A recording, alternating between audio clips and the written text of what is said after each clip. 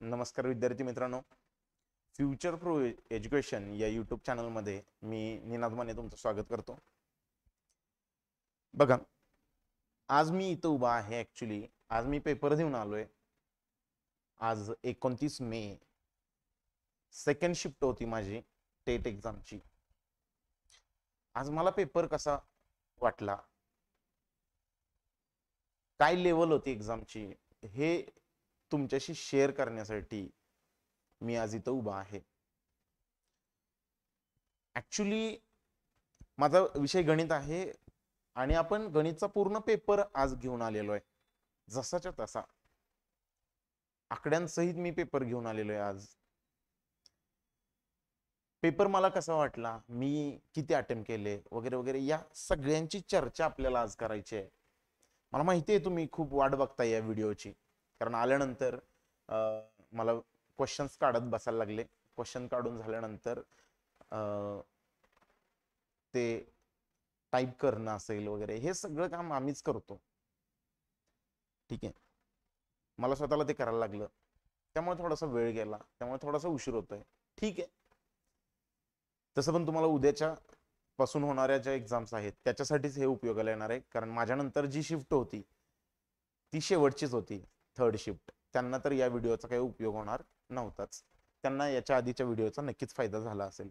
पण उद्या 30 मे पासून पुढं ज्या ज्या काही एक्झाम येणार आहेत त्याच्यासाठी पेपर कसा असेल, काय असेल पेपर पॅटर्न, याच्याविषयी आज आपण डिस्कशन ऍक्च्युली करणार आहे. बघा,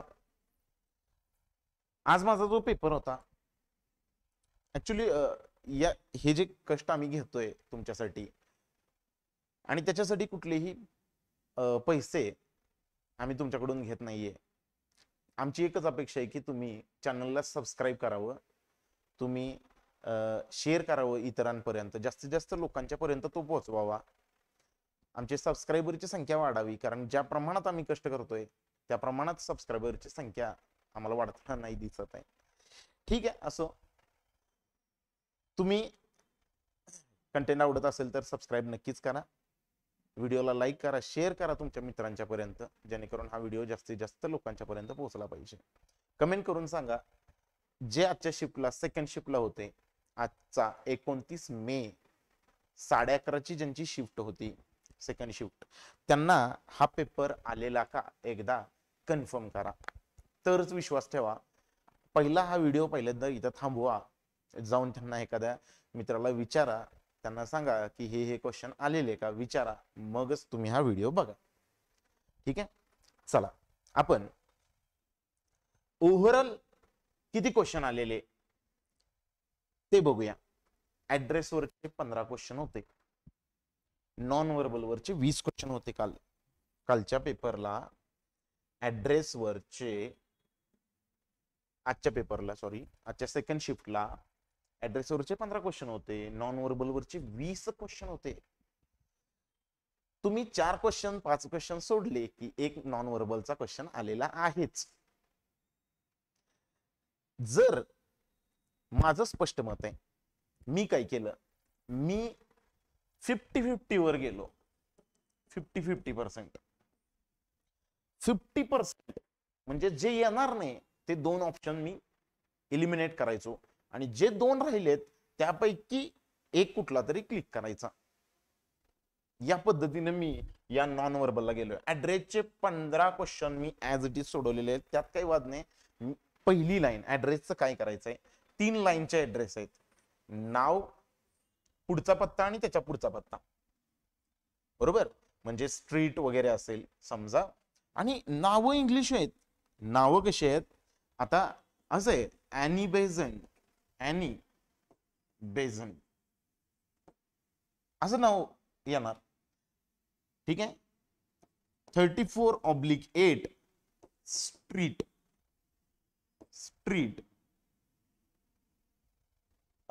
त्याच्या पुढं कुठलं तरी अशा शहराचं नाव, जे आपल्या म्हणजे ब्राझील वगैरे. ठीक आहे, ब्राझील मधल्या कुठल्या तरी शहराचं नाव आणि पुढे ब्राझील, म्हणजे असे हे होते. त्यांनी इंग्लिश नावं, ठीक आहे, मोस्ट ऑफ दी नावं इंग्लिश होती, होती काही नावं, मराठी पण होती काही नावं. ठीक आहे, मराठी म्हणजे हिंदी. ठीक आहे, अनंत,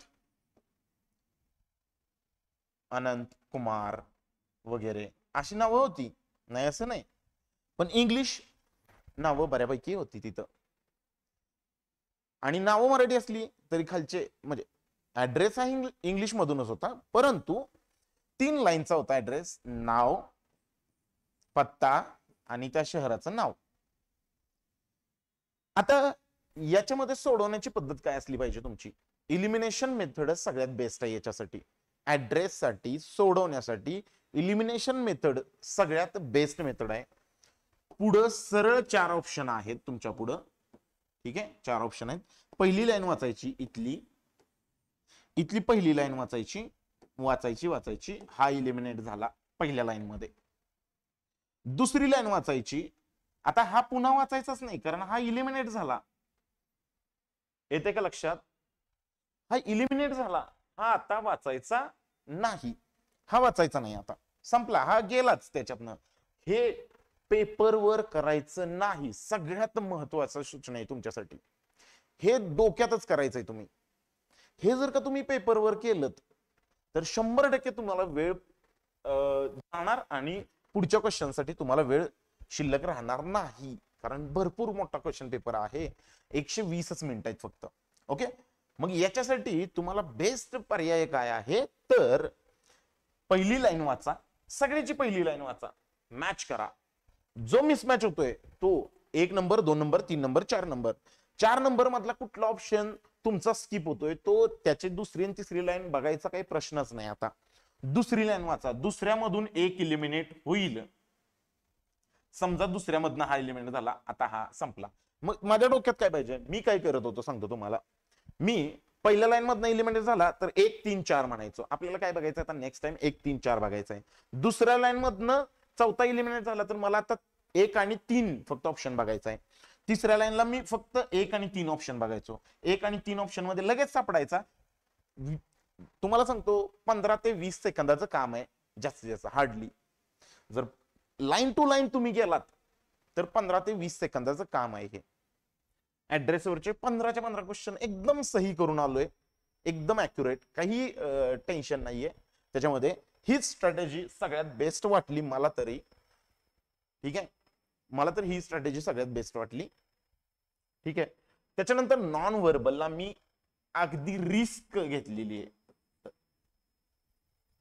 एकदम रिस्क घेतलेली आहे, रिक्स. ओके, याच्यामध्ये अजिबात मी डोकं लावलं नाही. 50-50%. जर तुम्ही नॉन व्हर्बल मध्ये अडकलात तर तुमचा किती वेळ ते घेईल काही सांगता येत नाही. त्या 20च्या मागे लागू नका. तुमचा पेपर 180चा आहे असं गृहीत धरा पाहिजे तर तुम्ही. मग 180 पैकी 180 पाडा ना, काय प्रॉब्लेम आहे तुम्हाला? मला पर्सनली असं वाटतं ज्यांनी नॉन व्हर्बलचा खूप चांगला अभ्यास केलाय त्यांनी तुमच्या स्ट्रॅटेजीनं जा, नॉन व्हर्बलला वेळ द्या, वेळ देऊन सोडवा. काही तुमचा जो असेल तो 30-40 सेकंदात जर का तुम्हाला नॉन व्हर्बल सुटत असेल तर 100% सोडवा.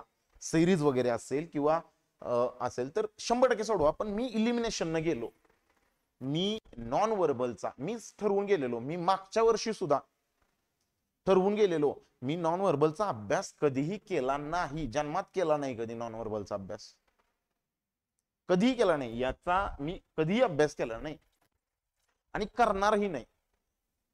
ते मी स्किपच करतो प्रत्येक. मागच्याही वर्षी मी हे स्किपच केलेलं आणि याही वर्षी मी स्किपच करायचं ठरवलेलं. फक्त मागच्या वर्षी मी सरळ स्किप केलेलं, यावेळी मी 50-50% वर गेलेलो. ठीक आहे, मागच्या वर्षीच्या तुलनेत, मागची वर्ष म्हणजे टेट 2022च्या तुलनेत या वर्षीचा पेपर मला थोडासा बरा वाटला. पेपर पॅटर्न अगदी कॉपी पेस्ट तोच होता जो 2022ला होता, तोच pattern same to same replicate झालेला आहे 2025ला. परंतु लेवल थोडीशी कमी झालेली आहे असं मला जाणवलं. ते का जाणवलं? मी फ्री होतो म्हणून जाणवलं. कारण या वर्षी मला काही ताणच नव्हता, किती मार्क पडायचे वगैरे काहीही ताण नव्हता. अगदी मला 100 जरी मार्क पडले तरी काही टेन्शन नव्हतं. ओके, त्यामुळं मला या टेटवर मी अवलंबून नव्हतो ऍक्च्युली. त्यामुळं मला याच्यामध्ये स्कोर करायचा नव्हता. त्यामुळे मी सिंपल स्ट्रॅटेजी ठेवली की बघू कसं होईल तसं होईल, 50-50% रिस्कवर जाऊया. मागच्या वर्षी मला अॅक्युरसी ठेवायची होती, अटेम्प्ट वाढवायचा होता. त्यामुळे याच्यात अडकून बसायचं नव्हतं म्हणून नॉन व्हर्बल मी मागच्या वर्षी 0 केलेच नव्हते, बघितलेच नव्हते. यावेळी नीट बघितलेत तरी किमान 50-50% वरनं गेलोय रिस्क घेऊन. ठीक आहे, पण याही वेळी मी त्याला तेवढं महत्व दिलेलं नाही, कमी महत्व दिलं. रिझनिंग जे ऍक्च्युअल रिझनिंगचे क्वेश्चन होते ते 65 होते. ठीक आहे, त्याच्यामध्ये पुढे आपण बघूया पुढे काय काय आलेलं ते डिटेल मध्ये मी सांगणार आहे, ते बघूया. इंग्लिशचे 25 क्वेश्चन होते आणि हे डुएबल होते. ठीक आहे, मराठी विषयी मला बोलायचं आहे, बोलणारच आहे मी. मॅथ्स विषय आपण डिटेल अगदी क्वेश्चन पेपर्स काढून आणलाय मी आहे तसा. मानसशास्त्राविषयी पण मला बोलायचं आहे. ठीक आहे, बोलूयात. एकूण 200 क्वेश्चन होते. ठीक आहे, 200 क्वेश्चन होते. तुम्ही टेटची एक्झाम देणार आहे उद्यापासून 30 तारखेपासून. पहिली गोष्ट, टेन्शन घ्यायचं नाही, ताण घ्यायचा नाही. या परीक्षेचा अजिबात ताण घ्यायचा नाही. क्वेश्चन पेपर अवघड नाहीत. ही तुमच्या कदाचित, असं माझं पर्सनली मत आहे, ही तुमच्या नॉलेजची नाही तर स्पीडची परीक्षा आहे. तुम्हाला तुमचं नॉलेज किती स्पीडनं अप्लाय करता येतं त्याची ही परीक्षा आहे. त्यामुळे प्लीज कुणीही अवघड क्वेश्चन सोडवण्याच्या नादी लागू नका. आम्ही पहिल्या दिवसापासून सांगितलंय, मी एक्सपिरियन्स केलेला आहे 2022चा पेपर. त्यामुळं आणि सरांनीही कितीतरी एक्झाम दिलेले आहेत, स्वप्नील सरांनी कितीतरी एक्झाम क्रॅक केलेले आहेत. मीही बँकिंगच्या एक्झाम कितीतरी देतोय. बँकिंगच्या तुलनेत मला टेटची एक्झाम तितकी अवघड वाटली नाही मागच्या वर्षी. यावर्षी तर नाहीच सोडा, मी सांगितलं मागच्या वर्षीच्या तुलनेत यावर्षी पेपर अगदी सोपा होता. परंतु एक गोष्ट नेहमी लक्षात घ्या की पेपर हा अवघड नाही, नॉलेज ओरिएंटेड पेपर नाही, तुमचा प्रॅक्टिस ओरिएंटेड पेपर आहे. तुम्हाला एकदम सोपे क्वेश्चन कमीत कमी वेळात सॉल्व्ह करता येतात का? तर यस असेल तर पेपर तुमचा, नो असेल तर पेपर तुमचा नाही. वेळेत सुटणं महत्वाचं आहे.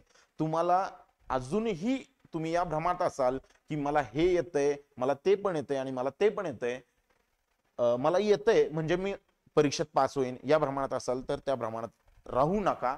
तुम्हाला जमणं आणि वेळेत जमणं याच्यामधला फरक समजला पाहिजे. कारण ही स्पीडची एक्झाम आहे, तुमच्या जमण्याची न जमण्याची नाहीये. वेळ जर का दिला तर कुठल्याही रॅन्डम व्यक्तीला, ज्यानं याच्या आधी कधी तरी नॉर्मल अभ्यास केलेला आहे स्पर्धा परीक्षेचा, त्या कुठल्याही व्यक्तीला पेपर जर का दिला तर तो पेपर सहजपणे तो सोडवेल. तो दिवस घेऊन सोडवेल, 2 दिवस सोडवेल, 3 दिवस सोडवेल. पण वेळेचा प्रश्न आहे आपला. मग तुमच्यात आणि त्या व्यक्तीच्यात काय फरक आहे? तर तुम्ही अभ्यास केलेला आहे आणि तो तुम्हाला अप्लाय करायचा आहे वेळेमध्ये.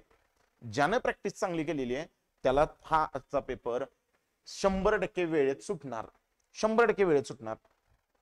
मी स्ट्रॅटेजी काय केलेली सांगतो. मी पेपरचे 2 भाग केले, पहिले 100 नंतरचे 100, पहिले 100 नंतरचे 100. आता जर म्हणजे काय माझं डोक्यात काय होतं बघा, की जर पहिल्या 100 मध्ये जर रीडिंग बेस्ड क्वेश्चन जास्त आले तर मला इथं 50च मिनिटात झाला पाहिजे पेपर आणि उरलेले 100 मला 70 मिनिटं द्यायचे. मी काय म्हणतोय लक्षात येतंय का? जर रीडिंग बेस्ड मला फक्त वाचून उत्तर द्यायचे आहेत असे पहिले 100 प्रश्न जास्त असतील, हे बघा मध्ये रिझनिंगचे क्वेश्चन होते, मॅथ्सचे क्वेश्चन मध्ये होते, बरोबर. परंतु जर का मला असं वाटलं की याच्यामध्ये रिझनिंग आणि मॅथ्सचे क्वेश्चन कमी आहेत सुरुवातीला पहिल्या 100 मध्ये आणि नंतर ते जास्त आहेत, असं जर का झालं तर, आणि हे लक्षात घ्या तुम्ही, मी हे का सांगतोय, तुमचा पेपर आणि तुमच्या शेजाऱ्याचा पेपरचा जो डिफिकल्टी लेवल आहे पहिल्या हाफ मध्ये आणि सेकंड हाफ मध्ये ती कदाचित डिफरंट असू शकते. कुणीही कॉमन चर्चा करू नका याच्यावरती.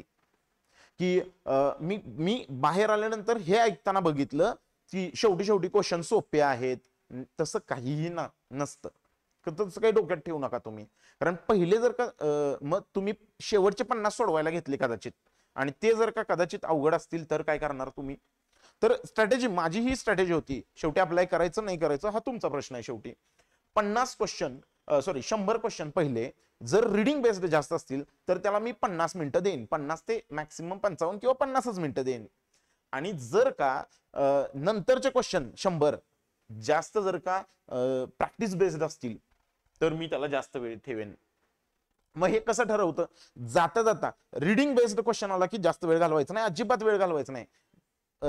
फास्ट जायचं, फास्ट रीड करायचं, फास्ट सोडवायचं. माझा सेम आजचा पॅटर्न असा होता, फक्त थोडस काय झालं, इथं मला 52 मिनिटं गेले आणि इथं मला 68 मिनिटं शिल्लक राहिले. आणि रीडिंग बेस्ड मला आलेला. पहिले जे क्वेश्चन होते, पहिले जे 2 क्वेश्चन 100 क्वेश्चन होते ते रीडिंग बेस्ड जास्त होते, आणि त्याच्यामुळे मला 52 मिनिटात तो, मला 50 मिनिटात आटपायचा होता, पण 2 मिनिटं थोडेसे सुरुवातीला मी खूपच रिलॅक्स गेलो पहिले 5-1 मिनिटं, त्यामुळे कदाचित तसं झालं असावं.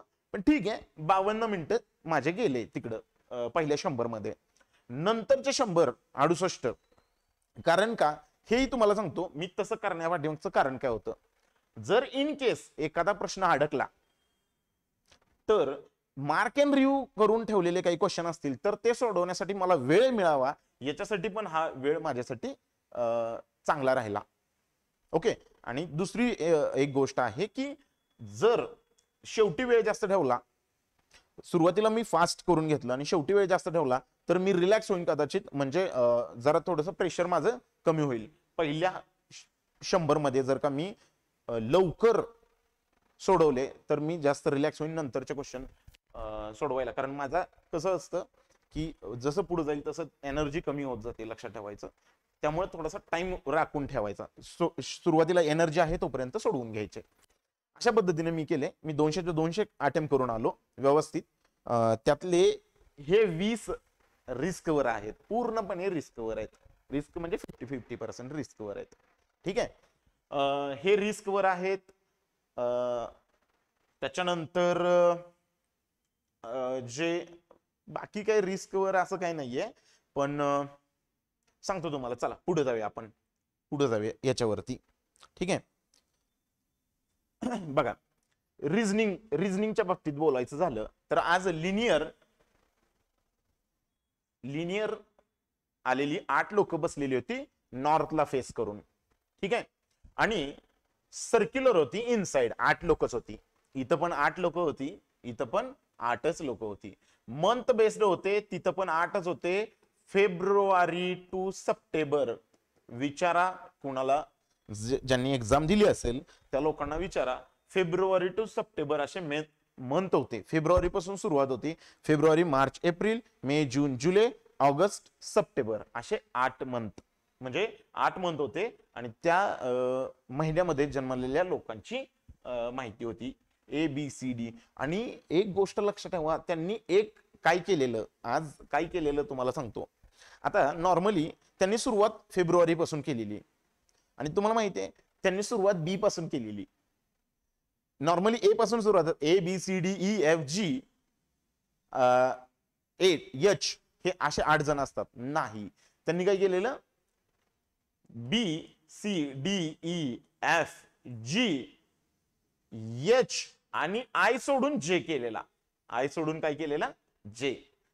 आणि त्यांनी मुद्दाम ए ला, म्हणजे मला काय म्हणायचंय, इथं ए नाहीये म्हणजे असा एक शिल्लक ठेवायचा की त्या ठिकाणी तुम्ही चुकून ए लिहिला पाहिजे, आणि असा एक शिल्लक ठेवायचा जिथं चुकून तुम्ही आय लिहिला पाहिजे. कळलं का? मग आय नव्हतं, आयचा गॅप होता, जे होतं डायरेक्ट, आणि ए च्या ऐवजी बी होतं. म्हणजे सुरुवात कशा नव्हती, बी नव्हती. कळतंय का मला काय म्हणायचंय?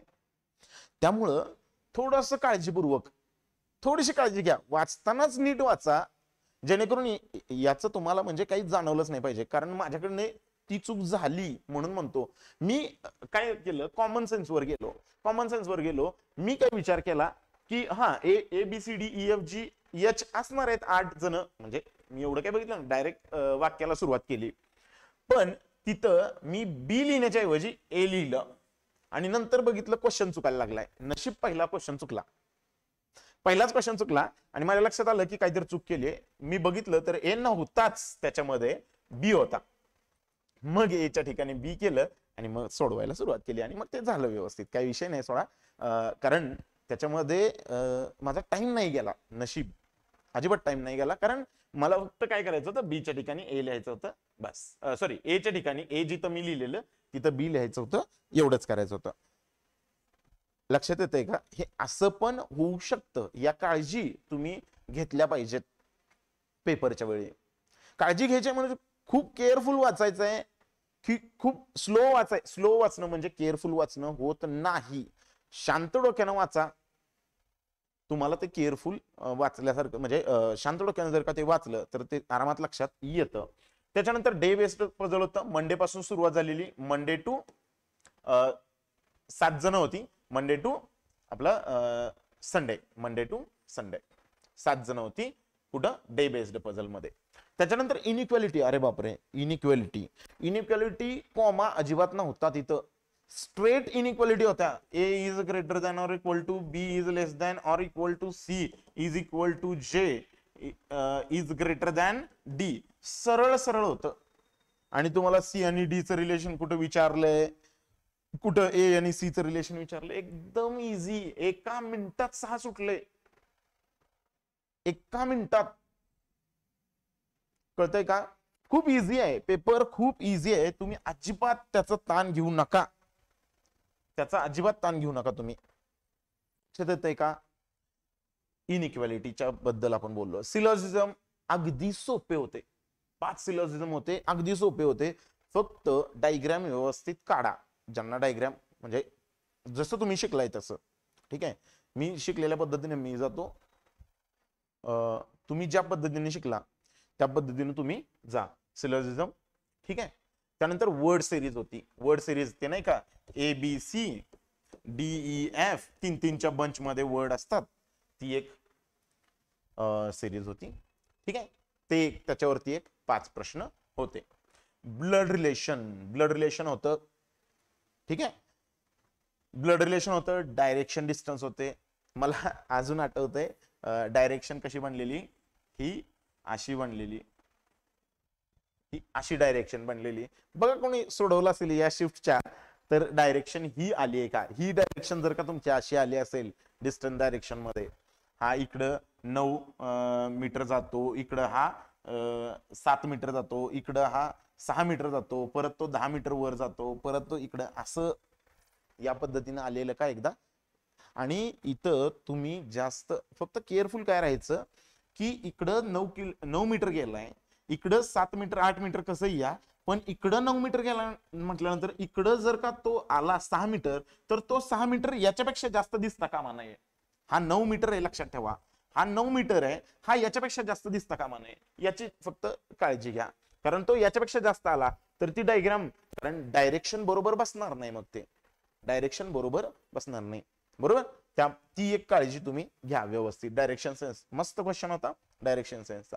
त्यानंतर पेयर्स वरती क्वेश्चन आलेला, एकच आलेला, पेयर्स वरती एकच क्वेश्चन होता. एक मिनिट, इथं तुम्हाला क्वेश्चन दिसणार नाही, नंबर ऑफ क्वेश्चन, इकडे नंबर ऑफ क्वेश्चन दिलेले आहेत, ठीक आहे. हा पेयर्स वरती नाही का, समजा हा आहे एका वर्ड आहे, डायरेक्शन हा वर्ड आहे, डायरेक्शन वर्ड आहे, त्याच्यामध्ये तुम्हाला अशा पेयर बनवायचे आहेत की किती अल्फाबेटिकली जेवढे गॅप आहेत फॉरवर्ड बॅकवर्ड, तेवढाच गॅप तुम्हाला किती ह्याच्यात दिसतो, ते पेयर्स. त्याच्यावरती एक क्वेश्चन होता.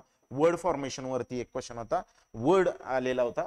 तो वर्ड तुम्हाला याच्यातला 3रा 4था 5वा 6वा असे शब्द हे करून तुम्हाला एक वर्ड तयार करायचा होता. आणि तो मिनिंगफुल वर्ड काय तयार होईल विचारलेलं त्यांनी असंही सांगितलेलं बघा. तुम्हाला जर कोणी असेल सेकंड शिफ्टचं बघत असेल तर त्यांनी एकदा कमेंट मध्ये प्लीज सांगा मला की वर्ड फॉर्मेशन तयार झाल्यानंतर त्यांनी सांगितलेलं त्याचा शेवट यस न करू नका, आणि शब्द होता TEES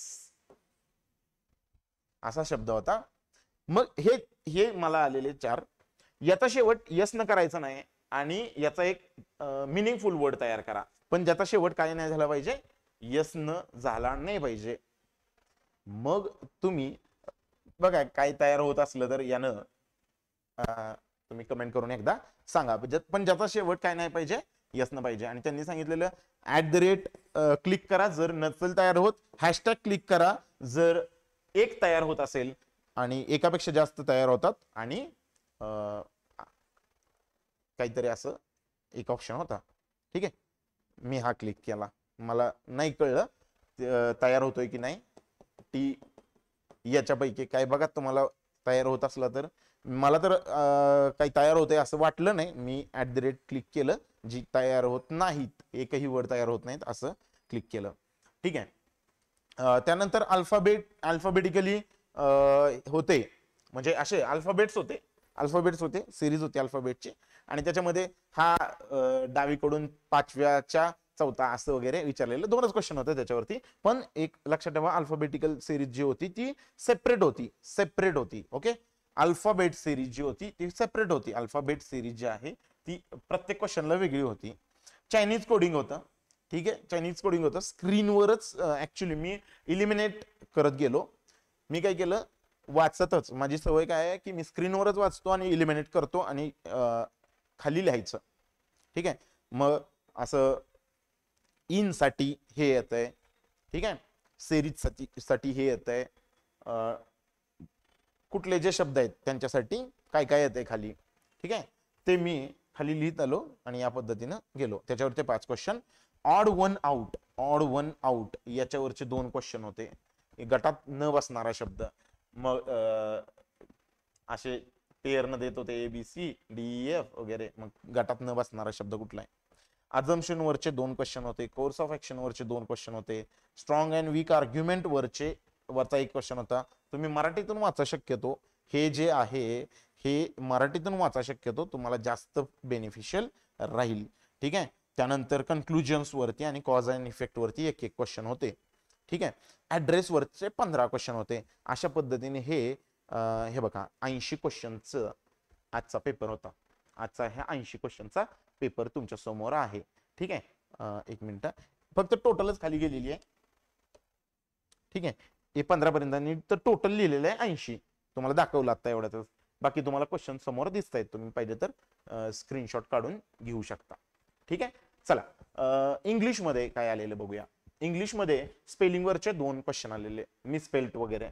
सिनोनिम अँटोनिम आज नव्हता क्वेश्चन. सिनोनिम अँटोनिम नव्हता आज, एकही क्वेश्चन नाही आला पेपरला. वर्ड युसेज वरचे 3 क्वेश्चन होते. म्हणजे तिथं करेक्ट वर्डचं आपल्याला यूज करायचं आहे. तिथला वर्ड काढायचा आणि आपल्याकडचा टाकायचा. जर का चूक वाटत असली तर, नसेल तर ऍज इट इज ठेवायचं. नो करेक्शन रिक्वायर्ड असा पण एक ऑप्शन तुम्हाला बघायला मिळत होता. क्लोज टेस्ट भला मोठा पॅसेज होता आणि त्याच्यावरती 5 क्वेश्चन होते. जर पॅसेज व्यवस्थित वाचला तर 100% तुम्हाला ते मदत करत होतं फिल करायला. पण मी याला क्लोज टेस्टला आजच्या मॉडरेट म्हणेन. ठीक आहे, मॉडरेट, कारण थोडासा पॅसेज मोठा होता. Okay, spot the error. ठीक आहे, तुम्ही जर का सरांचे 10 गोल्डन रूल हा व्हिडिओ बघितला असेल तर 100% स्पॉट द एरर तुम्हाला बघायला सहजपणे सापडेल. सेंटेन्स स्क्रॅम्बल केलेले होते. एकच सेंटेन्स होतं आणि ते ABCD अशा याच्यामध्ये स्क्रॅम्बल केलेलं होतं. तुम्हाला व्यवस्थित ते सिक्वेन्स काय असेल, ABCDE असे 5 त्याचे भाग तयार केलेले, स्क्रॅम्बल केलेलं असं वेगवेगळं. आणि ते व्यवस्थित तुम्हाला काय करायचं होतं, असे तोडलेले होते आणि ते व्यवस्थित तुम्हाला जोडायचे होते सिक्वेन्सनं. मग तो सिक्वेन्स काय असेल, BDCEA हा असेल की CA. याच्यात सगळ्यात बेस्ट काय माहितीये, पहिला आणि दुसरा शब्द जर ऑप्शन बघून जर D न सुरुवात होते असं तुम्हाला सेन्स झाला आणि D चा एकच ऑप्शन असला तर क्लिक करून पुढे जायचं. अँटोनिम न होते आज. आणि वर्ड स्वॅप होते 5. वर्ड स्वॅपचे क्वेश्चन आज होते. वर्ड स्वॅप म्हणजे इकडचा वर्ड इकडे टाकायचा, इकडचा वर्ड इकडे टाकायचा आणि व्यवस्थित वाक्य बनवायचं. असे तुम्हाला 5 क्वेश्चन होते. अशा पद्धतीने इंग्लिश 25 मार्कला होतं आजचं. ठीक आहे, लक्षात आलंय का बघा. ठीक आहे, मॅथ्स विषयी डिटेल बोलायचं आहे आपल्याला, आपला विषयच मॅथ्स आहे बरोबर ना, त्यामुळे मॅथ्स विषयी डिटेल बोलायचं आहे. आजचा मॅथ्सचा पेपर बघूया. क्वांटिटेटिव्ह ॲप्टिट्यूड 29 मे शिफ्ट 2 मेमरी बेस पेपर. आणि मला मराठी विषयी पण बोलायचं आहे, मानसशास्त्राविषयी पण बोलायचं आहे. थोडं थांबा, मी शेवटी बोलणार आहे याच्या विषयी. ठीक आहे, चला. हा एक एक गोष्ट लक्षात ठेवा, केसलेट डीआय येतोय, डीआय केसलेटच येतोय. सरांच्या शिफ्टला सुद्धा केसलेट डीआय आला, माझ्या शिफ्टला सुद्धा केसलेट डीआय आला. पण आजचा केसलेट डीआय थोडासा बिट डिफिकल्ट, म्हणजे थोडासा डिफिकल्ट होता. का डिफिकल्ट होता का सांगतो तुम्हाला. यांचे हे जे आहे ते फ्रॅक्शन मध्ये बनवत होते सगळे. बघा, हा ऍज इट इज मी आणलेला आहे, ऍज इट इज आणलेला आहे. एप्रिल महिन्यात एबीसी यांनी विकलेल्या बॅगचे गुणोत्तर 3:4:5 आहे. ठीक आहे, एप्रिल महिन्यात, म्हणजे एप्रिल महिना मराठीत लिहितो, एप्रिल महिन्यात ए बी सी यांनी विकलेल्या बॅगचं जे प्रमाण आहे ते 3:4:5 असं आहे. जरा एकदा कन्फर्म करा त्या लोकांच्याकडनं ज्या लोकांनी हा पेपर दिलाय, त्यांना हा केसलेट डीआय आलेला का एकदा चेक करायला लावा. ठीक आहे, मे महिन्यात एप्रिल मे आणि पुढं आहे काय रे, जून. हे बघा, जून म्हणजे एप्रिल मे जून. ठीक आहे, असे 3 महिने आहेत आणि 3 जण आहेत. यांचं प्रमाण काय आहे रे, 3x म्हणूया, 4x म्हणूया, 5x. कोपऱ्यात लिहूया जरा, 3x 4x 5x.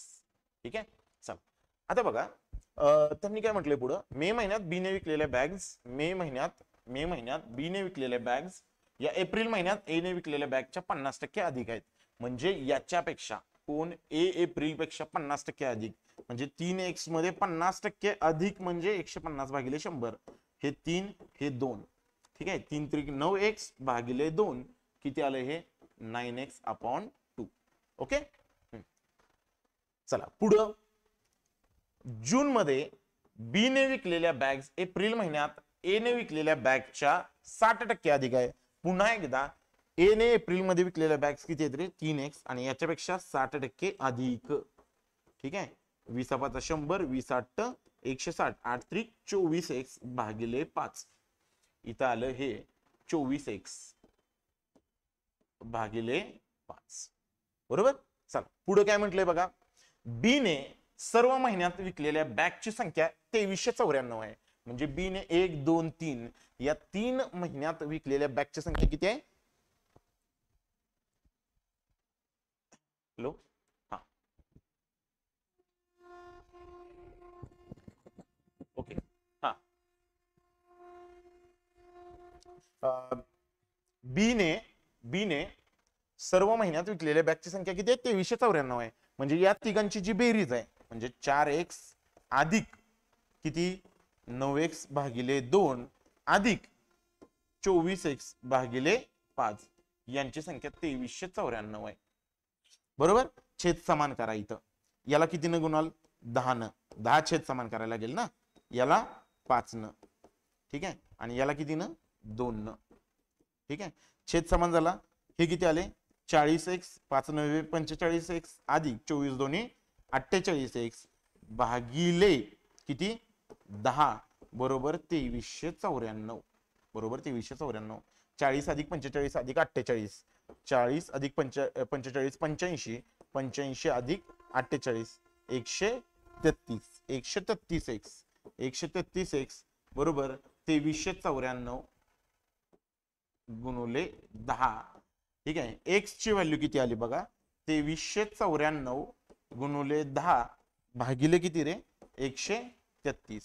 इथं भाग लावूया पाहिजे तर 2394 133, 133 1 133 उरले 6 0 1 106 वरून आले 4, 13 104 उरले 2 वरून आले हे, आणि 3 8 24 म्हणजे 8 पट होते बघा. बरोबर किती पट होते, 8 पट होते. जर का मी असं डायरेक्ट हे केलं तर 8 पट होते. मग x बरोबर किती आले रे, 18 पट. 18 बरोबर 23 हे 133 ची 18 पट आहे.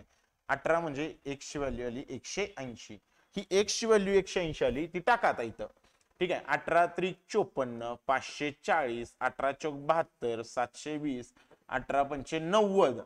इथं 9 गुणिले 180 भागिले किती 2, हे किती आले 9 810.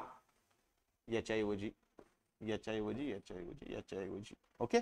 आणि इथं 24 गुणिले 18 भागिले 5, 180, 5 एक्के 5, 5 त्रिक 15, 5 त्रिक 15, 5 सक्क 30, 24 144, 24 त्रिक 72, 72 आणि 4 76, 72 आणि 4 76, 86, 864.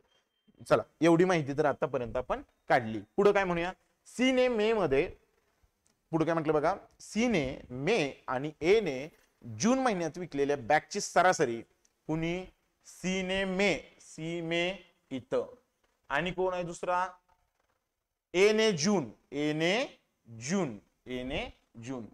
सी ने मे आणि ए ने जून महिन्यात विकलेल्या बॅगची सरासरी संख्या किती आहे 525 आहे. म्हणजे या दोघांची बेरीज किती असली पाहिजे रे, या दोघांची बेरीज आहे 1000, 500 ची दुप्पट 1000, 25 ची दुप्पट 50, 1050. यांची बेरीज किती असणार आहे 1050. ठीक आहे, 1050. ओके, 1050. आणि त्यांचे गुणोत्तर अनुक्रमे 3:4 आहे, आणि त्यांचं गुणोत्तर अनुक्रमे किती आहे 3:4 आहे.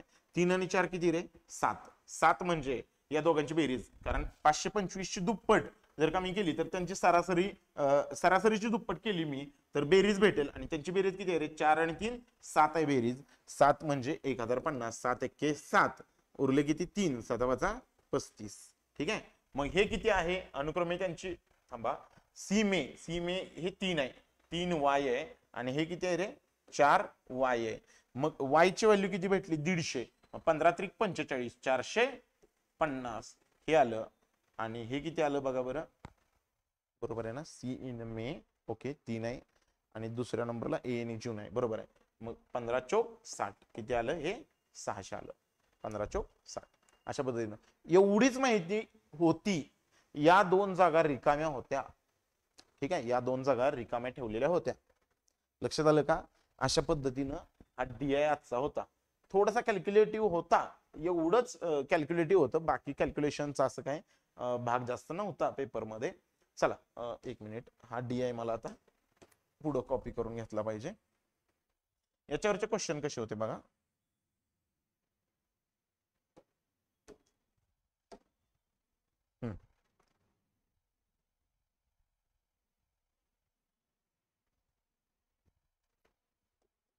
एप्रिल मे जून ABC. Okay, done.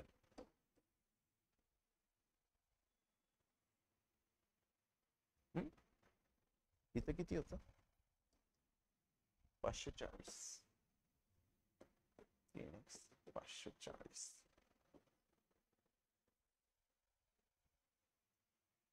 ओके, चला बघा, ए ने मे मध्ये आणि बी ने जून मध्ये विकलेल्या बॅगचे गुणोत्तर 3:4 आहे. ए ने मे मध्ये म्हणजे हे क्वेश्चन मार्क नाही माहिती मला. ए ने मे मध्ये आणि बी ने जून मध्ये किती विकल्या 864. क्वेश्चन मार्क भागिले 864, याचं प्रमाण 3:4 आहे. आणि तुम्हाला विचारलं ए ने मे मध्ये विकलेल्या बॅगची संख्या किती असेल, म्हणजे या क्वेश्चन मार्कची व्हॅल्यू तुम्हाला काढायची 4 एक्के 4, 4 2 8, 4 एक्के 4, 4 6 24, क्वेश्चन मार्क बरोबर 3 गुणिले 216, याची दुप्पट 600, 200 ची तिप्पट 600, आणि 16 ची तिप्पट 16 त्रिक 48, 648. ठीक आहे, मी काही ऑप्शन दिले नाहीत. ठीक आहे, तेवढा वेळ नव्हता, शेवटी क्वेश्चन महत्वाचा आहे. चला, हा एक क्वेश्चन होता. त्याच्यानंतर काय क्वेश्चन होता बघा, सी ने मे मध्ये विकलेल्या बॅगची, सी ने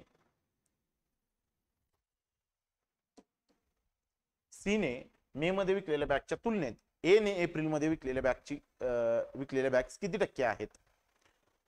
सी ने मे मध्ये सी मे कुठं आहे, इथं आहे. च्या तुलनेत, याच्या तुलनेत म्हणजे याला घेणार खाली. ठीक आहे. एप्रिलने एप्रिल मध्ये विकलेल्या बॅगची संख्या किती आहे, 540 गुणिले 100%. लक्षात ठेवा, सी ने मे मध्ये विकलेल्या बॅगच्या तुलनेत कुणाबरोबर तुलना करायची तुम्हाला, सी च्या बरोबर तुलना करायची म्हणजे याला ठेवणार खाली. कुणाबरोबर करायचे तर याच्या बरोबर. कुणाची करायची तर ए ची करायची, याला ठेवणार वर. 9 न भाग जातोय बघा, 9 45, 9 संग 54 आणि 5 दोन्ही 10, 120%. 120%. क्वेश्चन इझी असतात. एकदा सुटला, एकदा जर का केसले डीए आला तुम्हाला तर याच्यावरचे क्वेश्चन मात्र इझी असतात. चला पुढे बघा. ए ने एप्रिल, बी ने मे आणि सी ने एप्रिल महिन्यात विकलेल्या बॅगची सरासरी किती आहे. ए ने एप्रिल,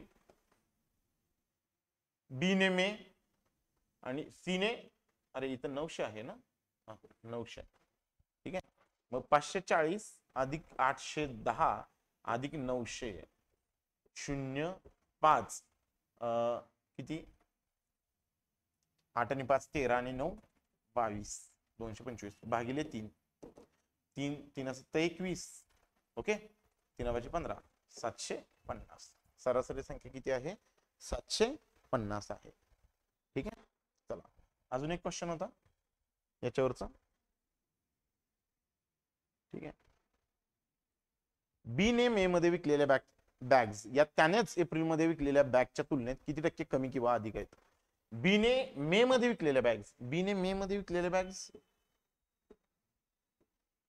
बी ने मे मध्ये विकलेल्या बॅग्स 810 या त्यानेच एप्रिल मध्ये विकलेल्या बॅगच्या तुलनेत, कुणाच्या तुलनेत, एप्रिल मध्ये विकले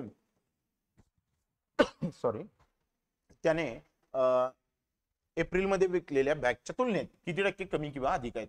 म्हणजे याच्यामध्ये बघा ना, हे काय आहे रे, हे अधिक आहे. 810 हे जास्त आहे, हे काय आहे, जास्त आहे ना. मग पर्सेंटेज काय विचारणार, अधिक. पर्सेंटेज अधिक काढायचं आहे. पर्सेंटेज अधिक कसं करतो, दोन्हीतला फरक 810 आणि 720 हे 9च्या पाड्यात आहे. लक्षात येते का, 9च्या पाड्यात आहे. म्हणजे या दोन्हीत फरक 90च आहे. 90-72, 99-81, 90चा फरक आहे. पर्सेंटेज अधिक आणि भागिले किती न डिवाइड करता, जास्त न, सॉरी कमी न डिवाइड करता, म्हणजे 720 न डिवाइड करता, याला गुणुले 100. माझी शिकवण्याची पद्धत ही आहे. ठीक आहे. 9-9, 9-8-72 आणि 1/8 म्हणजे 12.5%. 1/8 म्हणजे 12.5%. ठीक आहे. अशा पद्धतीचा हा प्रश्न याच्यावरचा होता. त्याच्यानंतर पुढचा प्रश्न काय होता बघा. नाव आणि याच्यावरचा प्रवाह 100%, म्हणजे सरांच्या पण शिफ्टला होता, माझ्या पण शिफ्टला होता. याच्यावरचा प्रश्न येतोय. ठीक आहे. नीट बघून घ्या. ठीक आहे. नाव प्रवाहाच्या, तर काय तर बेसिक तुम्हाला समजून घ्या. 4-5 दिवस जर का असतील तर 100% बेसिक समजून घ्या. खूप इझी क्वेश्चन आहे, अगदी तोंडी पण सुटतो. नाव प्रवाहाच्या विरुद्ध दिशेने 18 किलोमीटर प्रवास 3 तासात पार करते. म्हणजे प्रवाहाच्या विरुद्ध दिशेने म्हणजे बी मायनस सी. 18 किलोमीटर 3 तासात म्हणजे स्पीड काय आलं रे, 18/3 6चं स्पीड आलं ना. म्हणजे बी मायनस सी किती आलं, 6चं स्पीड आलं. आता स्थिर पाण्यातील नावेचा स्थिर पाण्यातील वेग आणि प्रवाहाचा वेग यांचं गुणोत्तर 4:1 आहे. म्हणजे याचं गुणोत्तर किती आहे रे, 4:1 आहे. म्हणजे हे 4x वजा x बरोबर 6, दोन्हीतला फरक 3x, 3x बरोबर 6, x बरोबर किती आलं, म्हणजे हे तोंडी काढायचं ऍक्च्युली. ठीक आहे. हे तोंडी काढायचंय. काय रे, दोन्हीतला जो फरक आहे 4:1, हा दोन्हीतला फरक आहे 3 आहे. 3 म्हणजे 6, 1 म्हणजे किती, 1 म्हणजे 2. 1 म्हणजे 2 म्हणजे सी बरोबर किती आलं रे, 2 आणि बी किती आहे, 4 आहे. 4 दोन्ही 8 आलं. बरोबर. पुढे प्रश्न काय विचारलाय, तर नाव प्रवाहाच्या दिशेने, आता प्रवाहाच्या दिशेने म्हणजे या दोघांची बेरीज होणार. 8 आणि 2 किती रे, 10. प्रवाहाच्या दिशेने 5 तासात किती अंतर पार करेल, किती रे, सोपं आहे. 50 किलोमीटर अंतर पार करेल. 50 किलोमीटर अंतर पार करेल केवळ. लक्षात येतंय का, कारण प्रवाहाच्या दिशेने किती रे, बी अधिक सी, 8 अधिक 2 10.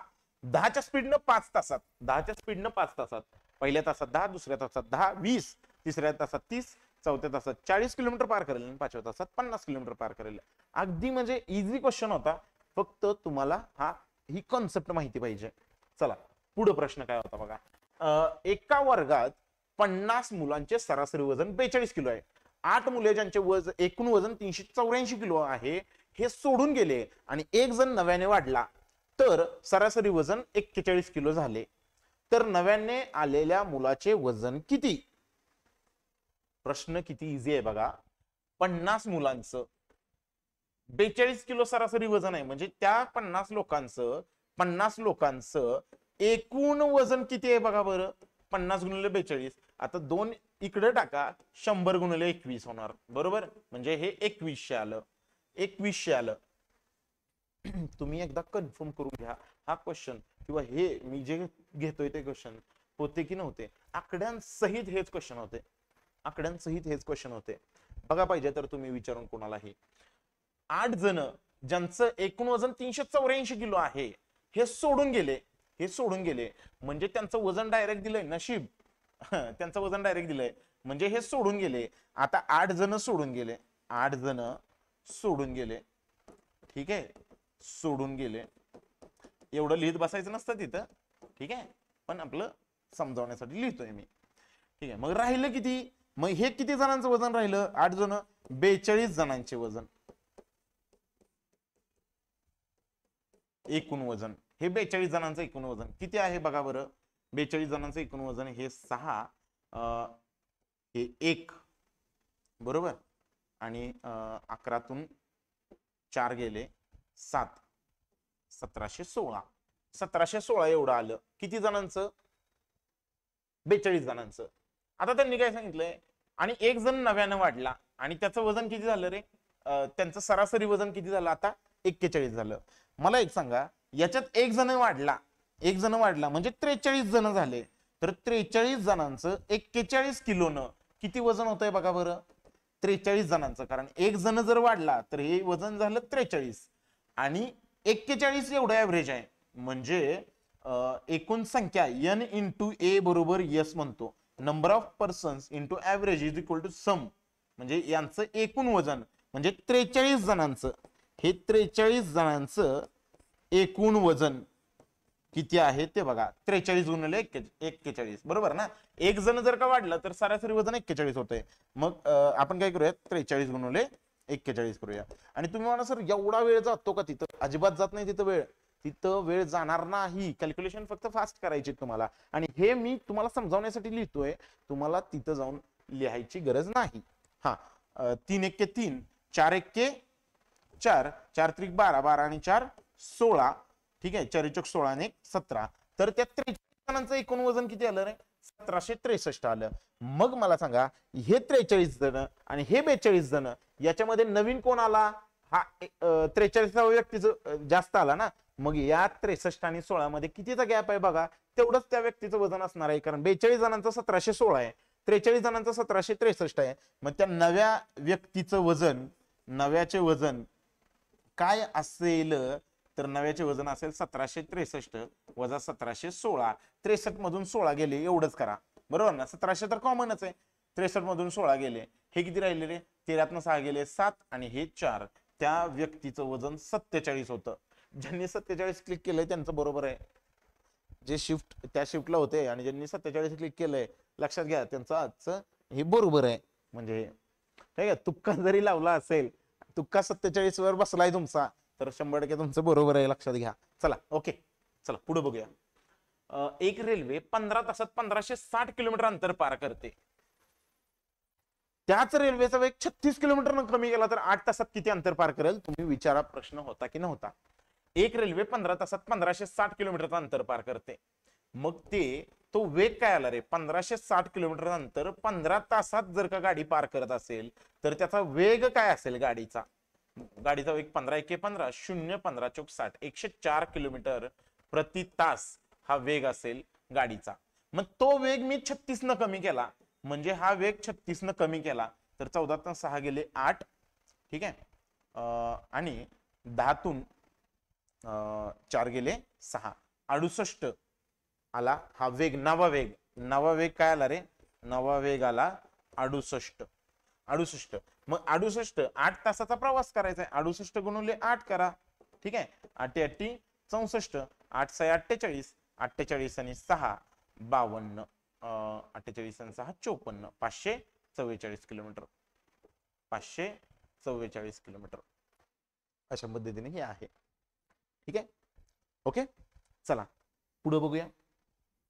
एका चौरसाची परिमिती 84 सेंटीमीटर आहे. एका आयताची रुंदी ही चौरसाच्या बाजू एवढीच आहे आणि आयताचे क्षेत्रफळ 588 चौरस सेंटीमीटर असेल तर आयताची लांबी किती आहे? हे बघा, चौरसाची परिमिती म्हणजे चारी बाजूंची बेरीज. चारी बाजूंची बेरीज 84 आहे, म्हणजे 21 चक 84, म्हणजे ए आला 21. कळलं का? ए आला 21. मग रुंदी पण 21 आहे, बरोबर. तर लांबी विचारली तुम्हाला. बर, आयताचे जे क्षेत्रफळ असते ते लांबी गुणिले रुंदी असतं. ते किती आहे क्षेत्रफळ? 588 आहे आणि हे 21 आहे आणि हा क्वेश्चन मार्क तुम्हाला, सॉरी, यल तुम्हाला काढायचा आहे आणि हा 21 माहिती आहे तुम्हाला. ठीक आहे, 21 1 21, 21 त्रिक 63 नाही, 21 दोन्ही 42, उरले किती? 58 मधून 42 गेले, 16 उरले.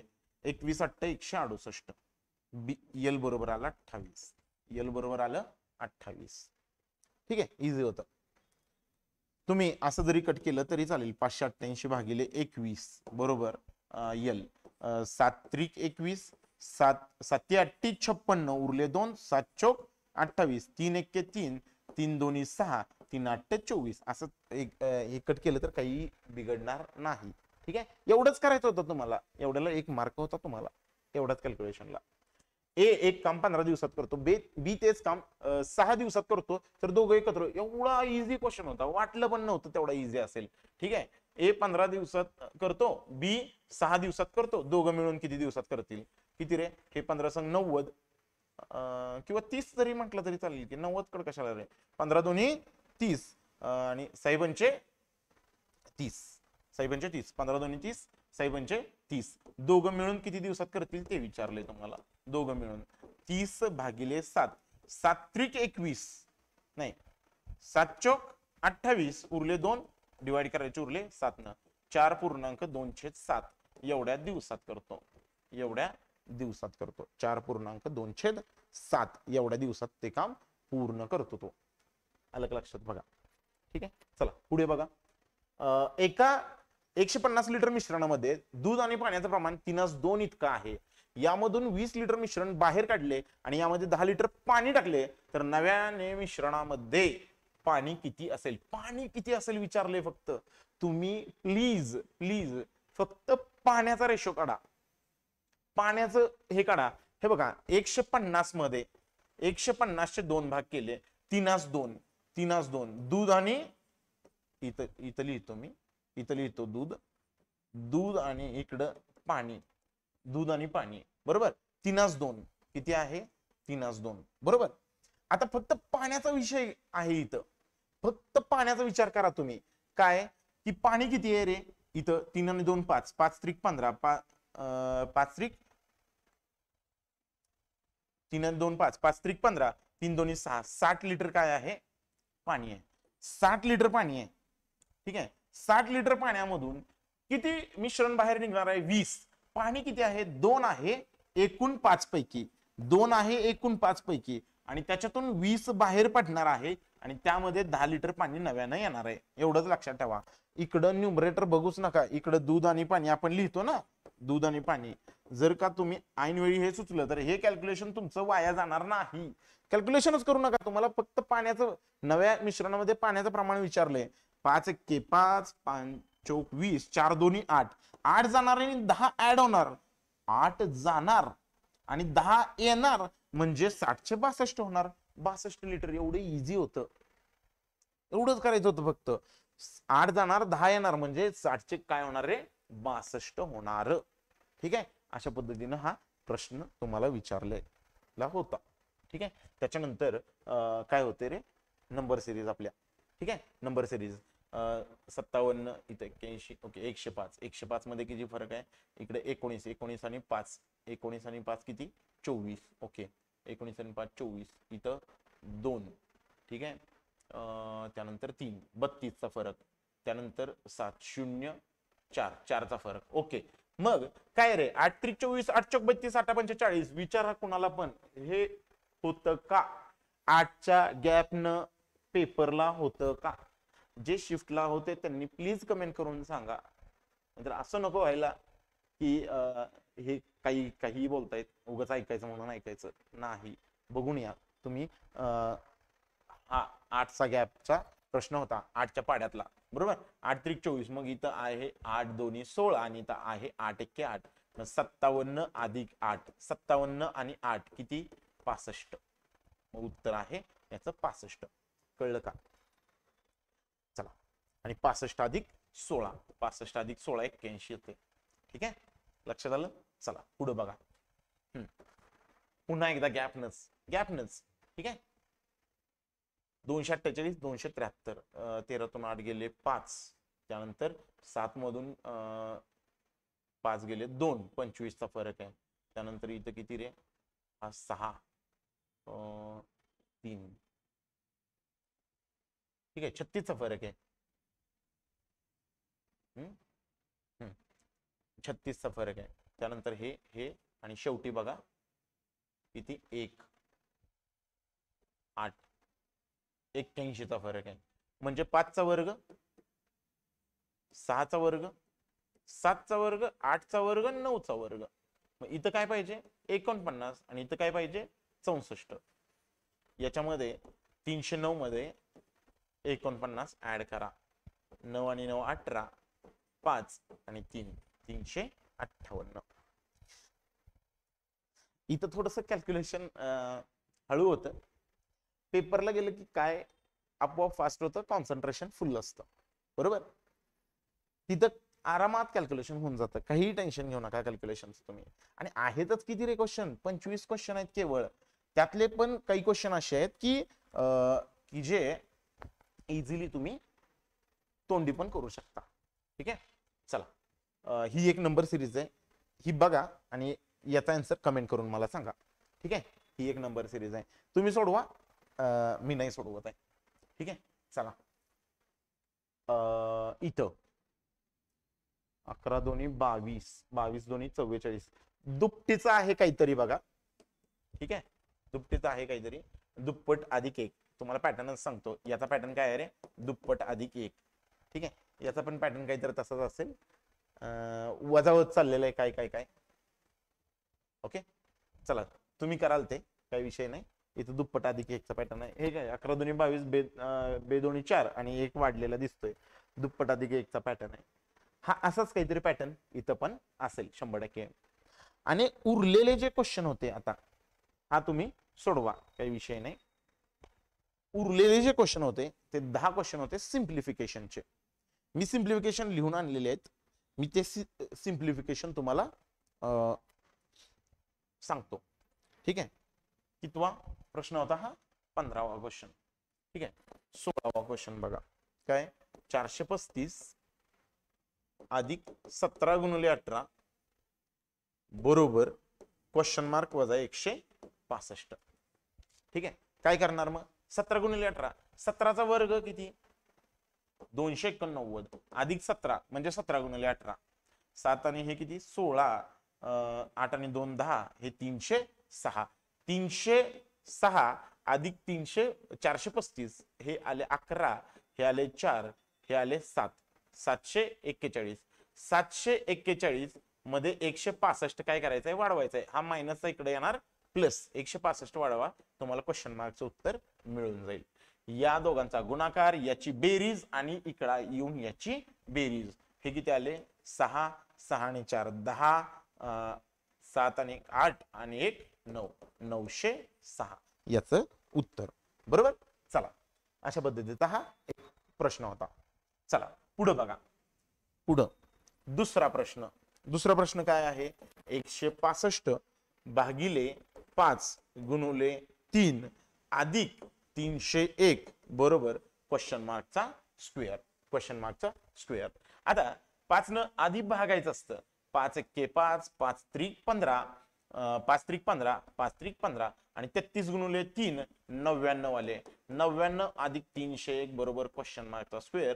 301 अधिक 99 म्हणजे किती रे 400 400 बरोबर क्वेश्चन मार्कचा स्क्वेअर, क्वेश्चन मार्क बरोबर किती आले 20, कारण 400चं वर्गमूळ किती आलं 20.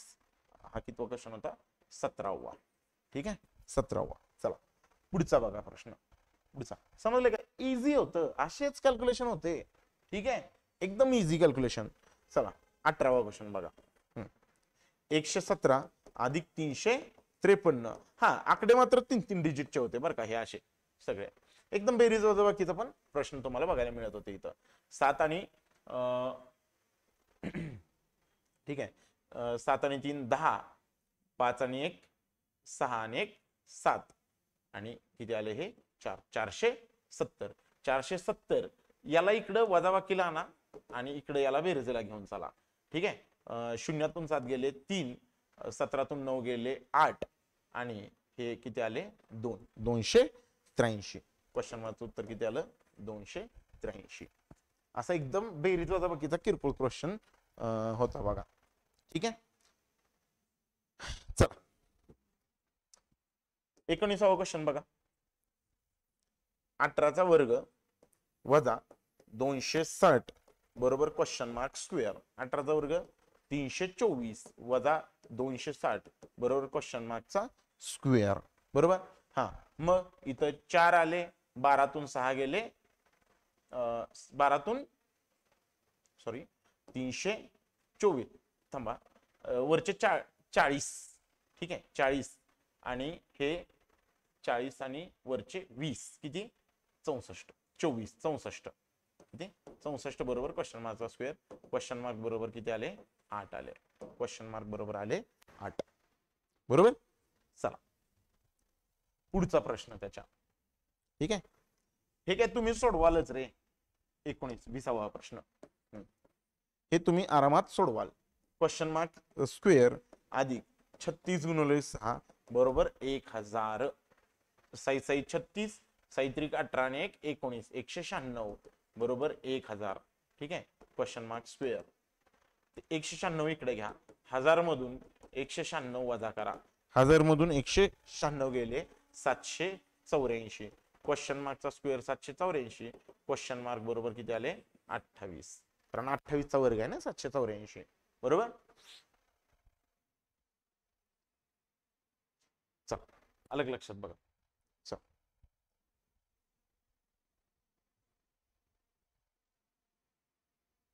चल पुढे बघा.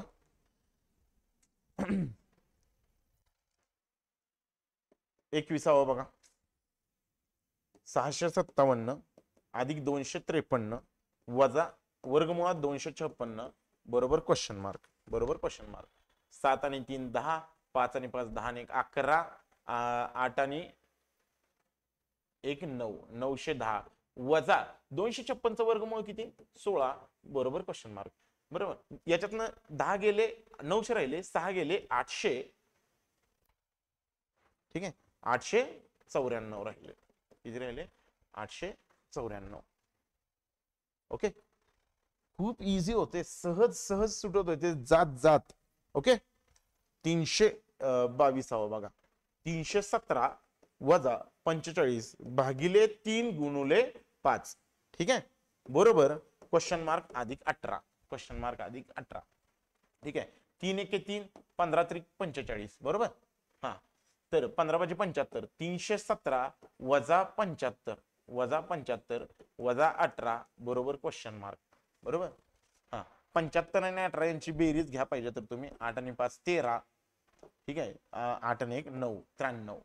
ठीक आहे 317 वजा 93 बरोबर क्वेश्चन मार्क. 317 वजा 93 हे आले किती 4.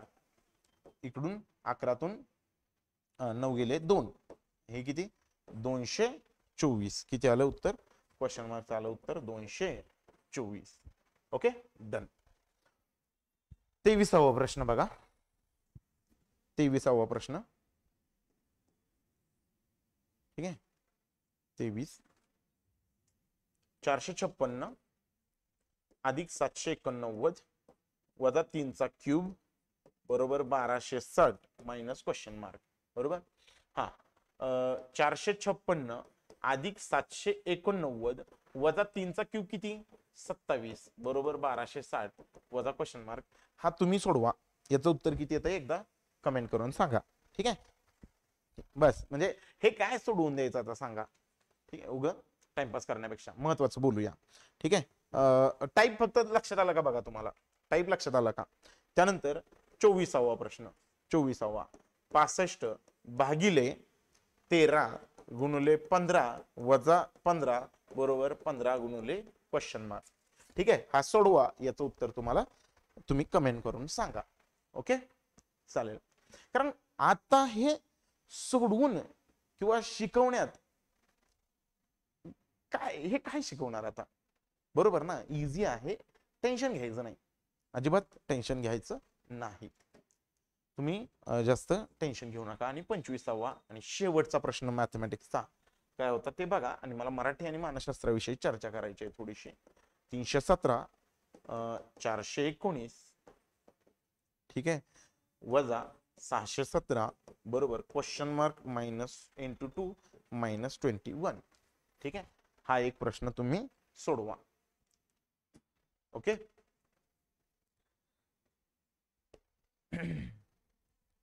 डन. बघा, असे हे 25 क्वेश्चन होते. केसलेट वरचे 4 क्वेश्चन. ठीक आहे, त्याच्यानंतर जे मिसलेनियस चे 6 क्वेश्चन होते. 5 काय होत्या आपल्या नंबर सिरीज आणि 10 सिम्प्लिफिकेशन. संपलं. 25 क्वेश्चनची ही अशीच ही होती, बरोबर. आता मराठीमध्ये काय आलेले प्रश्न आणि कसे आलेले हे तुम्हाला जरा सांगतो. क्लोज टेस्ट आलेली 5 मार्कला. मराठीला क्लोज टेस्ट आलेली 5 मार्कला.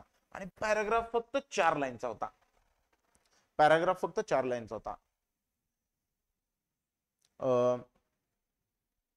रेखा म्हणून नाव होतं. रेखा ही थोडीशी म्हणजे एक कसं म्हणतो आपण, दुर्लक्ष करणारी, कामाकडे लक्ष न देणारी मुलगी आहे. ती आपल्या वस्तू कुठेही ठेवते असं होतं. आणि नंतर 4 लाईन तिच्या विषयी अशा दिलेल्या. तिने कालच ती वस्तू पुस्तकांमध्ये डॅश डॅश ठेवली होती. ठीक आहे, पुस्तकांमध्ये ठेवली होती. 100 रुपयाची नोट काहीतरी होतं. नोट, हा 100 रुपयाची नोट ती गणिताच्या पुस्तकामध्ये ठेवली होती. रिकाम्या जागा एवढ्या सोप्या होत्या की बघता क्षणी तुम्हाला सुटणार. 5 क्वेश्चन तुम्हाला फुकटचे. ते 5 प्रश्न होते की जे क्लोज टेस्टचे होते. म्हणजे इंग्लिश मध्ये जी क्लोज टेस्ट आपण म्हणतो रिकाम्या जागा भरा, पॅराग्राफ मध्ये रिकाम्या जागा, ती सेम टू सेम मराठीला आलेली. जे मराठी ग्रामर वगैरे करतायत अजूनही त्यांच्यासाठी एक खास सूचना आहे माझ्याकडनं. ग्रामरचा क्वेश्चन मला एकही दिसला नाही. प्लीज ग्रामरच्या मागे लागू नका. कशाला ग्रामर करता, कॉमन सेन्स वर सुटणारे क्वेश्चन आहेत. अहो तुम्ही मराठी आणि मानसशास्त्राचा अभ्यासच करू नका, मी तर म्हणेन. ठीक आहे, तुम्ही फक्त पझल, ते coding decoding, syllogism, alphanumeric series, sitting arrangement याची प्रॅक्टिस करा जास्तीत जास्त. कॅल्क्युलेशनची प्रॅक्टिस करा, पाढे पाठ करा. कॅल्क्युलेशन चांगलं झालं पाहिजे. बेरीज बाकी भागाकार गुणाकार झाला पाहिजे. ते 16-25 आहेत, पण 80 मार्क याच्यावर आहेत ना, रिझनिंग वर आहेत. ठीक आहे, क्लोज टेस्ट आलेली. त्याच्यानंतर काय आलेलं माहितीये, पॅराजंबल आलेलं. म्हणजे क्वेश्चन रिअरेंजमेंट, हे रिअरेंजमेंट करायचे होते वाक्यांची. त्याच्यानंतर आलेलं तुम्हाला सांगतो आपलं काय म्हणतो त्याला, एरर. Yes, error. 5 एरर आलेले. अगदी बघता क्षणी तुम्हाला काय, फक्त कुठेतरी म्हणजे एखादा व्यक्ती बोलतोय अनिल, आणि त्याचं म्हणजे हे केलं, अनिल जेवायला जातो च्या ऐवजी जाते. एवढं इझी लेवलचं तुम्हाला आलेलं, कॉमन सेन्स न सुटणार होतं. याच्यासाठी जर का अभ्यास करायला लागणार असेल तर मी बस. ओके, याचा अभ्यास जर का तुम्हाला करायचा असेल तर करा बाबा. काही अभ्यास करण्याची गरज नाही, ऑन द स्पॉट तुम्ही सोडवू शकता. मराठी पेपर तुम्ही ऑन दी स्पॉट सोडवू शकता. मराठी पेपरला एफर्टची गरज नाही, अजिबात सुद्धा नाही. विरुद्धार्थी समानार्थी शब्द मराठीत आलेले, मात्र मराठीत आलेले. ठीक आहे. फ्रेज रिप्लेसमेंट होती मराठीत. गजबज, गजबजणे, गजबजणे, गजबजणे. याला खालीलपैकी कुठला शब्द विरुद्धार्थी आहे? ठीक आहे. गजबजणे, गजबजलेला असणे वगैरे वगैरे. इझी, एकदम इझी रे. वर्ड पण अगदी म्हणजे मराठीला 25 पैकी 25 घेतलेच पाहिजेत. तुम्ही जर का मराठीला 25 पैकी 25 नाही घेतले, मला तुमच्याशी बोलायचंच नाही, बोलायचंच नाही तुमच्याशी. कट्टी फू. लक्षात आलं का? 25 पैकी 25 घ्यायचेच आहेत मराठीला तुम्ही. आणि विदाऊट अभ्यास करता, अभ्यास करून घ्यायचे नाहीत हे. नो, अभ्यास न करता मानसशास्त्र. बस मराठीचं हेच मला सांगायचं होतं की अहो एवढे इझी क्वेश्चन येत आहेत. बरं मी म्हणतो चला डिफिकल्टी लेवल पुढे जाऊन वाढली तर किती वाढणार आहे? वाढून वाढून तुमचं मराठी इतकं कच्चं आहे का की तुम्हाला डिफिकल्टी लेवल. हा, भूतकाळात, हा कुठलं वाक्य भूतकाळात आहे? अरे काय भूतकाळात कुठलं वाक्य आहे? सहजपणे वाचल्या वाचल्या लक्षात येत होतं. भूतकाळात वाक्य कुठलं आहे, वर्तमानात वाक्य कुठलं आहे, सहजपणे लक्षात येत होतं. लक्षात आलं का? अजिबात एफर्ट घ्यायची गरज नव्हती. ओके. त्याच्यानंतर मानसशास्त्र. ज्यांनी तास तास बसून व्हिडिओ बघितलेत मानसशास्त्राचे, अरे वाया गेले तुमचं सगळं. टाइम, एफर्ट, कष्ट वाया गेलं, सगळं वाया गेलं. अहो एवढे इझी, कॉमन सेन्स न सुटत होते क्वेश्चन, कॉमन सेन्स न. मी तर असं म्हणेन ते फॉलो करू नका, म्हणजे तुमच्या लेवलवरती बघा. ऑप्शन वाचून, मानसशास्त्राचे ऑप्शन वाचायचे. ऑप्शन वाचायचे. ऑप्शन मध्ये तुम्हाला चांगला ऑप्शन कुठला वाटतोय ना, तो क्लिक करायचा, तुमचं उत्तर तेच असणार. प्रश्नही वाचायची गरज नव्हती, अगदी प्रश्नही वाचायची गरज नव्हती. खाली या 4 ऑप्शन आहेत, 4 मधले 3 निगेटिव्ह, 1 पॉझिटिव्ह आहे, तो तुमचं उत्तर. 3 निगेटिव्ह. निगेटिव्ह म्हणजे काय तुम्हाला लक्षात येत आहे की एक जण शाळेत उशिरा आला, काय कराल? त्याला माराल, त्याला मुख्याध्यापकाकडे न्याल, त्याचा दाखला द्याल की त्याला समजावून सांगाल? तुम्हाला चांगलं कुठलं वाटतंय ऐकायला? ऐकायला कुठलं चांगलं वाटतंय एवढं सांगा फक्त मला. त्याला समजावून सांगाल, अरे करा ना क्लिक, झालं, संपला विषय मानसशास्त्राचा. मानसशास्त्राचा एकच क्वेश्चन आलेला की नवीन शैक्षणिक धोरणामध्ये जो ह्याचा पॅटर्न आहे तो काय आहे? 5 अधिक 3 अधिक 4 अधिक 3 असा काहीतरी पॅटर्न आहे. मी हे क्लिक केलंय. आय डोंट नो आहे की नाही. मी तेही कॉमन सेन्स वर सोडवलंय. 1ली ते 5वी, 6वी ते 8वी, 9वी ते 12वी, आणि नंतर असं मला असं वाटलं म्हणून मी हे क्लिक केलं 5 3 4 3. मला तुम्ही कमेंट करून सांगा हे उत्तर बरोबर आहे का माझं. हे मी म्हणजे असंच अंदाजे लावलं मी आपलं. ठीक आहे की असेल, असंच असेल, हेच काहीतरी असेल नवीन शैक्षणिक धोरणानुसार.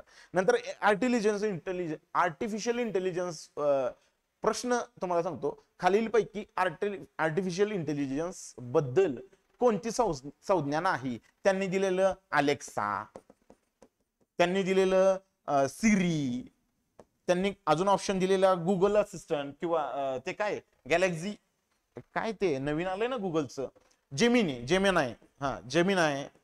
आणि चौथा ऑप्शन होता माऊस. आता मला एक सांगा, काय याला अभ्यासाची गरज आहे का?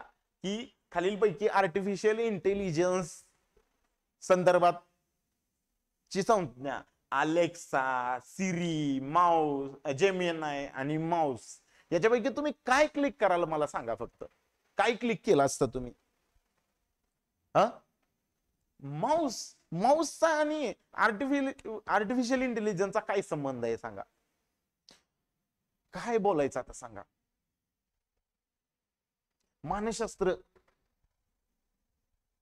हा क्वेश्चन तेवढा मला काय होता रे, थोडासा म्हणजे मी कॉमन सेन्स नसता सुटला हा. ओके, तरी मी कॉमन सेन्स लावला त्याच्यामध्ये की काहीतरी हे असेल 5 अधिक 3 अधिक. शास्त्रज्ञावरचा एकही क्वेश्चन नव्हता, एकही क्वेश्चन नव्हता. आणि जरी आला तरी मी तुम्हाला सांगतो नाही सुटणार तुम्हाला तो, कशाला प्रयत्न पण करता. स्किपच करून टाका ना. लॉजिक लावा.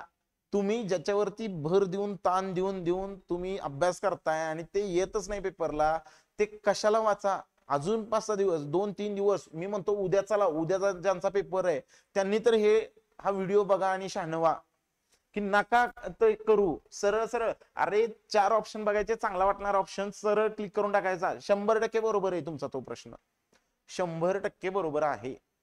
मी खूप म्हणजे अतिशयोक्ती नाही करत आहे. शेवटी ऐकायचं न ऐकायचं हा तुमचा प्रश्न आहे. मराठी आणि मानसशास्त्र अभ्यास करायचा नसतो. आणि येणाऱ्या ज्यांचा पेपर 4-3 तारखेला आहे, 2 तारखेला आहे वगैरे, त्यांनी लवकर शहाणं व्हा. नका याचा काहीही बघू नका, तिथं ऑन द स्पॉट करा तुम्हाला वेळेत. हे बघा माझा एक हे काय आहे माहितीये की तुम्हाला 200 प्रश्न करायचे आहेत. 200 प्रश्न करायचे आहेत, 120 मिनिटं आहेत तुमच्याकडं. तुम्हाला सांगतो मी शेवटचे 5 मिनिटं निवांत बसलेलो म्हणजे मी मेमराईज करत होतो क्वेश्चन. ठीक आहे. त्याच्यात मी फक्त 5 मार्कचा एक क्वेश्चनचा होता, 5 क्वेश्चनचा एक तेवढा, म्हणजे एक हे होती अरेंजमेंट होती, ती मी अरेंजमेंट मार्क अँड रिव्ह्यूला करून ठेवलेली. शेवटच्या 8 मिनिट राहिलेली आणि माझे 195 झालेले आणि ती मी मार्क अँड रिव्ह्यू फॉर करून ठेवलेली.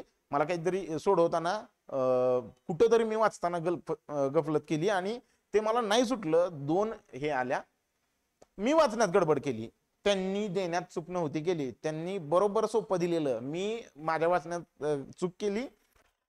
ए आणि सी च्या मध्ये 3 लोक बसतात आणि मी 2च लोक घेत होतो. दोन्ही पण ह्याच्यामध्ये माझ्या पॉसिबिलिटी मध्ये 2च लोक घेतली आणि माझी ती चुकली. आणि मी एक करतो, चुकलं की मार्क अँड रिव्ह्यू करायचं, पुढे जायचं, उघड जास्त डोक्याला ताण घेत बसायचं नाही.